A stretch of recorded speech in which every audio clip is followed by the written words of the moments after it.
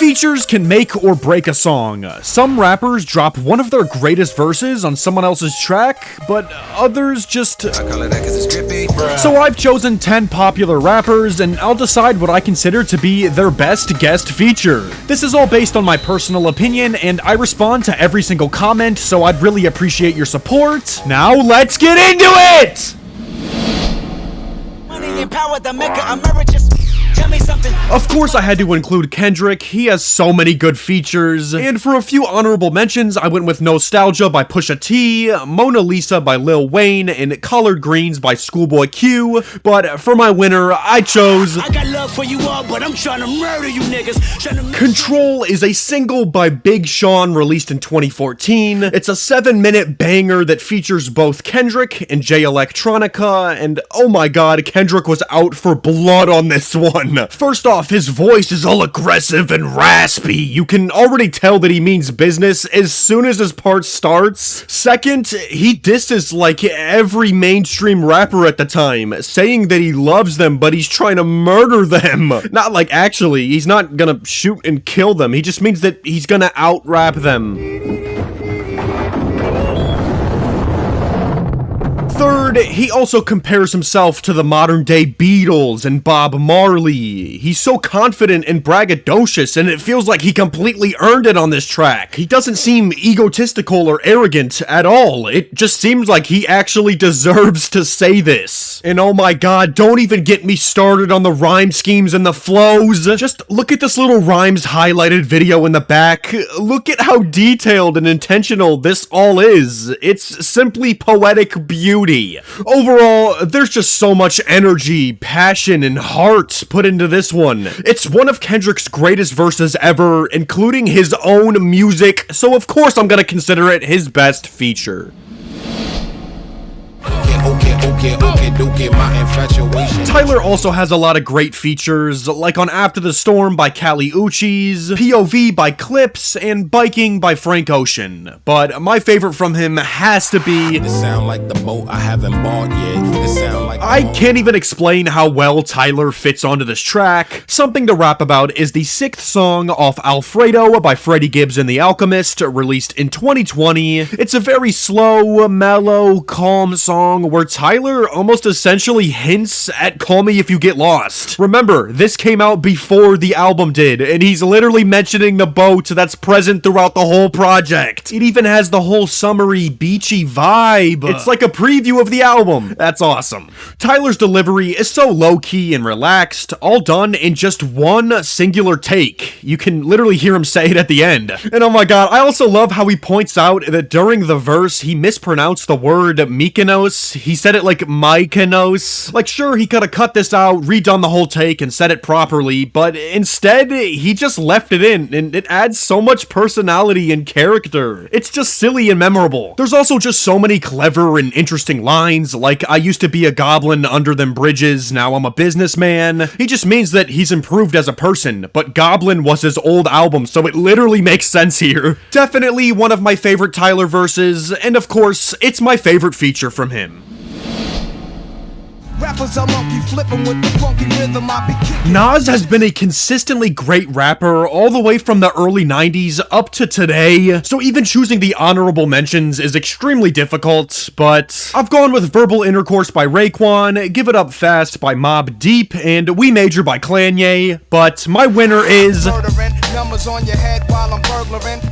I know it's an obvious choice, but come on! A drug dealer's dream, stash cream keys on a triple beam, 500 SL green, 95 nickel gleam condominium. I went on here for a while. I'm not gonna leave the entire verse here, but I kept going. If you couldn't tell, I love it. Eye for an Eye is the 4th track off The Infamous by Mobb Deep, released in 1995, one of my favorite rap albums of all time, and this is definitely my favorite track. Everyone performs super well here, but just focusing on Nas's verse, it's almost unbelievable. It's not the longest verse ever, but every single line is hard-hitting, iconic, memorable, memorable and just perfected. A fun little fact, near the end of his verse, he says Nas Escobar moving on your weak production. If you don't know who Pablo Escobar is, he's pretty much the Colombian drug lord, and in a lot of Nas's 90s songs, he would compare himself to him, saying that he's like the drug lord of New York, but it worked too well. Yeah, he was approached by the Escobar family themselves and told to keep repping the name, and Nas had to refuse this because he did not want to get involved in all the cartel shit. But yeah, back to the verse, it's mainly just Nas explaining how rough and tough the streets of New York are and how he managed to come out on top. It's fire, it's goated, and it is definitely my favorite feature from Nas. Wow, for Eminem, there's Patiently Waiting, there's Forgot About Dre, there's What's the Difference. This is so hard. Except, it's not really that difficult for me, because as good as all of these are, they don't beat.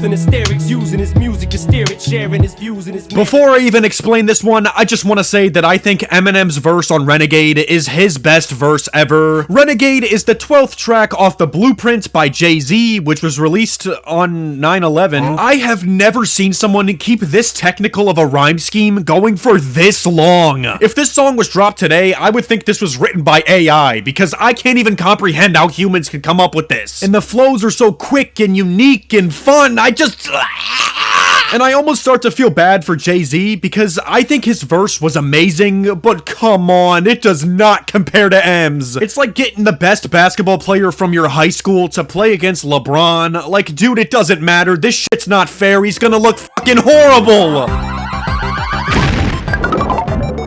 M actually has 2 verses on this song. He has verse 2 and verse 4, and as much as I love verse 4, it's right near the end of the song, leading it into the final chorus, but verse 2 just takes the cake for me. But I'm debated, disputed, hated, and viewed in America as a motherfucking drug addict like you didn't experiment. Some of the greatest rhyming and flow patterns I have ever witnessed in my life. It just has to be Eminem's best feature in my opinion.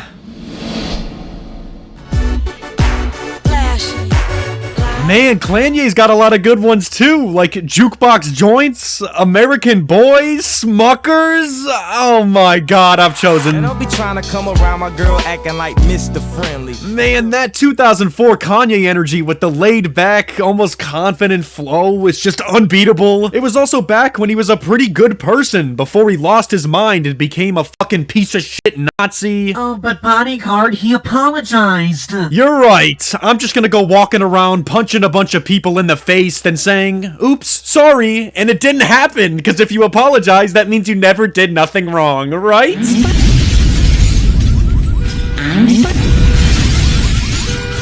Anyway, Selfish is the 5th track off of Detroit Deli by Slum Village, which came out in 2004, and oh my god, there's so many amazing lines in this short little section. If y'all fresh to death, then I'm deceased? Oh my god, that's a fucking bar. One of Kanye's best lines ever. He's also got the line about Spud McKenzie, which is the stupid little fucking dog character that was used for the Bud Light commercials in the late 80s. And of course, my favorite part. This one here is a heat rock, spit like a beatbox, the way the beat rocks, new version of Pete Rock. Such an amazing flow, great rhyme scheme, and Kanye's comparing himself to Pete Rock, which, if you don't know who he is, he's just a big producer, DJ, so Kanye was foreshadowing, and he was right. It's just overall the best era Kanye with the best energy Kanye. I miss the old Kanye, straight from the go Kanye. He's never gonna be the same. He completely fucking fell off, but this is, in my opinion, his best feature. Passionate from miles away. You know Drake has all of his huge features like Poetic Justice by Kendrick, Fucking Problems by Rocky, and Sicko Mode by Travis Scott, but my favorite from him has to be Stay Schemin' is a 2012 single by Rick Ross, and to be honest, I'm not the biggest fan of this song. I think it's good, but nothing like unbelievable, and I know, why did I choose it then? Well, because the Drake feature is phenomenal. I think Rick Ross Ross does fine. French Montana does about what you'd expect, alright at best, and the production is just some decent trap, but Drake absolutely snaps, I'm telling you. Guess every team doesn't come complete with people like us. That's why I see no need to compete with people like y'all. He used to be so cool back then. 2012 Drake was not someone to mess with. Sharper rapping, cleaner flows, smarter lines. Now he just seems like an out-of-touch uncle who can't help but embarrass you at the family dinner. He's such a loser. Also, the line might look light, but we heavy though. You think Drake will pull some shit like that? You never know. Which is a bar when you realize he says light, like he's also talking about being biracial. Little double entendre right there. Really cool beans, but I don't really think Drake would do anything heavy. He's not the most threatening guy ever, but hey, he was a little scarier back then at least. I don't know, this is just a perfect example of a flawless feature that saves a mid-song. Definitely my favorite Drake feature ever. I had to include Doom. He's my favorite rapper of all time, and he has a lot of great features, like on Belize by Danger Mouse and Black Thought, Knock Knock by MED, Blue, and Madlib, and of course Cocaine Flow by De La Soul, but my winner is going to Old hit sound dumb, hold it now, crown 'em. MF Doom on Gorillaz production is a thing that doesn't seem like it does or should exist. It feels too broken. It's overpowered. And let's just be for real here, this is essentially a Doom song. Yes, 2D from Gorillaz does do the chorus, but the rest of the song, both verses, are all Mr. Doomy Doom himself. And yeah, just like any other Doom song, I really could analyze every single line here, but I'll just pick a few of my favorites. A rapper bug zapper, and it don't matter after if they's a thug or dapper. He's saying he's like a bug zapper, and he's zapping the other rappers who are inferior to him, but he actually made the zap noise. I just love how so serious yet so silly he is at the same time. Then go get the nun who said her son didn't mean it. She wore a filled-in thong of Billabong that said, "Nah, for real, the villain on a Gorilla John." There's so much to unpack here, and I'll do my best, okay? It starts off by introducing the image of a nun and her defending her son who did something wrong. It's not clear what he did, but she's saying he didn't mean it. Then to drop the image of the nun wearing a thong, which is crazy hypocrisy, because you know nuns aren't supposed to wear stuff like that. Then, to get even crazier, the thong has written on it how awesome it is that MF Doom is on a Gorillaz song. How does someone even come up with that? It's so absurd, it's so silly, but it's honestly genius. Pure and utter genius. Just Doom's cartoonish and comic book writing style paired with his unbelievable, unbothered delivery on this one is why it's my favorite feature from him. The scrap if it happen to blow, it makes a round sound. Jid's got some great features on, you know, Gold Feet by Freddie Gibbs and the Alchemist, Scatterbrain by Conway the Machine, and Mama's Primetime by Westside Gun. All fantastic, I like all of them, but my favorite has to be But it's fuck the world when you bend it over, being oversensitive. But Did I mention that my real intentions are me really dealing with the consequences? And I see your tone is very condescending when I talk to you, but no, you won't admit it, and I pity. Oh my god, Sirens is not only my favorite Jid feature, but it's just my favorite Denzel song ever. And there's the uncredited Billie Eilish feature on the chorus, which a lot of people don't even know is her, but yeah. Jid goes off with this quick, clean, smooth flow. He's rapping faster than that one weird kid running to lunch at school. Anyway, there's some really cool lines, like "in the wrong direction with a long erection, got no protection, but it's fuck the world" is a really cool double entendre. What he's really trying to say is that black people within America don't have the proper protection under the law, so he's saying fuck the world, but obviously it means the other thing. And I know, it may almost seem insensitive to make this important of a bar also a sexual bar, but let me explain why I think it works. To me, it's like he's grabbing the listener's attention with this out-of-pocket crazy bar for them to look into it just to realize that it actually has a much deeper and more important meaning. It's like a fake-out shock value used in the best way possible. Also, the line, "Oh say, can you see 100 dead bodies in the street" is super powerful to me. He's mimicking the "Oh say, can you see" from the Star-Spangled Banner, the national anthem of the United States, to show that this country isn't the most most bright, beautiful, perfect country that a lot of people think it is. There is a rise of unarmed citizens being killed by police officers. And I know people say things like, oh, they were a criminal, or they're an illegal immigrant, but does that really mean they deserve to die? A lot of these police brutality cases are targeting people who are non-threats. They're being killed for no reason. And I really think it's important for rappers like Jid to talk about this in their music, to spread awareness. Anyway, sorry for the rants, it's just my favorite Jid feature. I think it's beautiful. I could trip a referee, tell by my attitude. Jay-Z, honorable mentions, Jay-Z. There's Pressure by Lupe Fiasco, Flip Flop Rock by Outkast, and Mr. Carter by Lil Wayne. But let's be real here.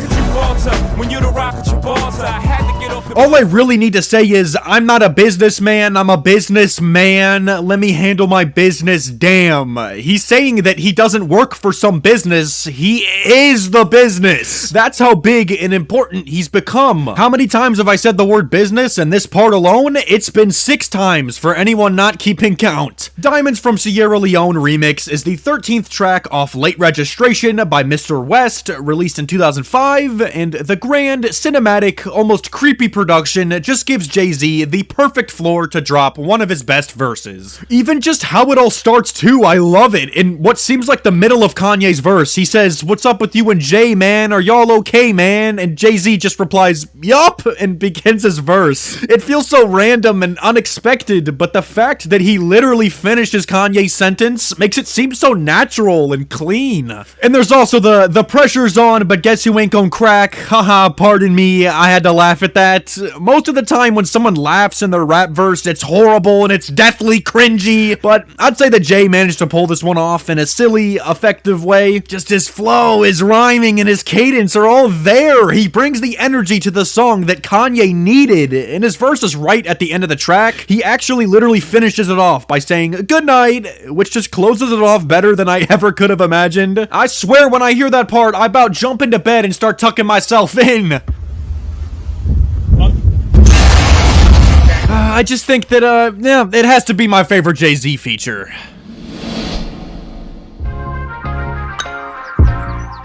Off D's by Jid, great. A Lot by 21 Savage, awesome. The London by Young Thug is amazing, but they don't really compare to... That just mean I ain't as comfortable as y'all with lying. Johnny P's Caddy is the intro to Tana Talk 4 by Benny the Butcher, released in 2022. Cole's verse is essentially just him saying that he's the greatest alive and that a lot of other rappers are fake tough. Also, I'm just now realizing we did JID, then Jay-Z, now J. Cole. What the fuck is it with J's today? And like, look at these bars. Around the outlines of chalk where the corpse is lying, of course I'm trying to revive a sport that's dying. Like, shit, man, he's just got the vibe here. I also adore the line, "I'm probably gonna go to hell if Jesus asked for a feature." He's just saying that he rarely ever gives out features, declining nearly anyone who asks for one. Even if Jesus asked for one, he would decline it. I don't know, it's just kind of funny to compare Jesus to a rapper who would need J. Cole on his track. I mean, I would have thought he'd be good enough on his own, you know, he's the Jesus, but apparently he still needs a feature for his album to be good. I don't know, the production is also very simple, just a good little boom bap beat with a quiet, soulful sample in the back, and I think that's perfect. It doesn't get in the way of what J. Cole's trying to say. In fact, it gives him more room to pop off. If it were any more complex, it might start taking away from what he has to say. Yeah, all in all, I think if the track For Your Eyes Only didn't exist, I'd say that this is Cole's greatest verse ever, and it's without a doubt my favorite feature from him.